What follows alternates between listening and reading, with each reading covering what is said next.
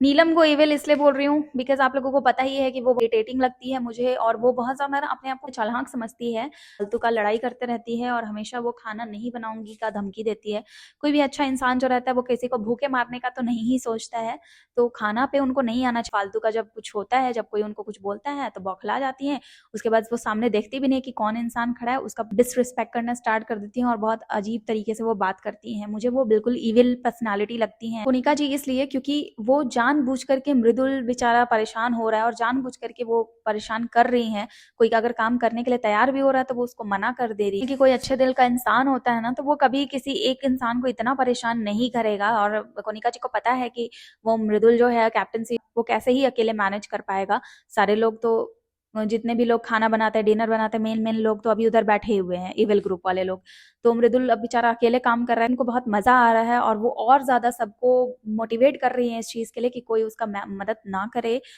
सो बात कर लेते हैं एंजल ग्रुप की। एंजल ग्रुप में मैंने रखा गौरव, आपको पता ही है भाई, मन के दिल के बहुत सच्चे लगते हैं मुझे। और जब पूरा घर अगेंस्ट था अभिषेक और अश्नूर के, तो वही एक पहले इंसान थे जिन्होंने स्टैंड लिया था और काफी स्ट्रांगली स्टैंड लिया था।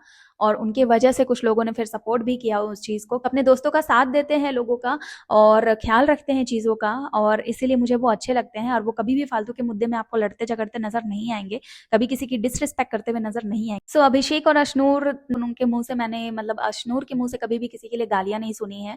डिसरिस्पेक्ट नहीं करते हैं वो। और अभिषेक भी कभी किसी से कितनी भी लड़ाई हो जाए, किसी लड़की से भी एक्सट्रीम लड़ाई हो जाए, बट वो कभी भी गाली गलौज नहीं करते हैं और कभी उनकी फैमिली पे नहीं जाते हैं। ये बात खुद फरहाना ने भी बोला है कि अभिषेक जो है वो इस घर का सबसे अच्छे मन का बंदा है, इसलिए क्योंकि फरहाना ने जब अमाल से लड़ाई की थी तो उनको समझ में आ गया कि लड़के जो होते हैं वो किस लेवल तक गिर सकते हैं और कितना गंदा बोल सकते हैं।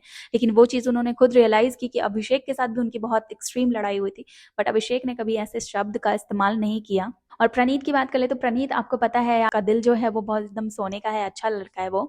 और वही एक इंसान मुझे लगता है यहाँ पे जो बिल्कुल भी पार्शियलिटी नहीं करता है और सही गलत के साथ हमेशा वो स्टैंड लेता ही है। तो सेम पॉइंट ऑफ व्यू जो है वो मेरा प्रणीत के लिए भी है कि उनके मुंह से भी कभी किसी के लिए मैंने गंदी गालियां नहीं सुनी है और कभी वो किसी लड़की की डिसरिस्पेक्ट नहीं करते हैं। और अगर किसी अकेली लड़की पे अगर बहुत लोग चढ़ने आते हैं या फिर परेशान करते हैं किसी को, तो वो हमेशा उस चीज में खड़े रहते हैं, चाहे वो फरहाना हो या फिर मालती हो, मैंने देखा है। और अपने दोस्तों के लिए भी वो खड़े रहते हैं। गौरव है, अभिषेक है, अश्नूर है, कोई लड़ाई करता है या चढ़ने आता है तो वो जरूर बीच में आते हैं और उस चीज को रिलैक्स करने की कोशिश करते हैं। और मृदुल को मैं इसलिए अभी एंजल ग्रुप में रख रही हूँ, इविल नहीं है वो, थोड़े से बददिमाग हैं, बेवकूफ हैं।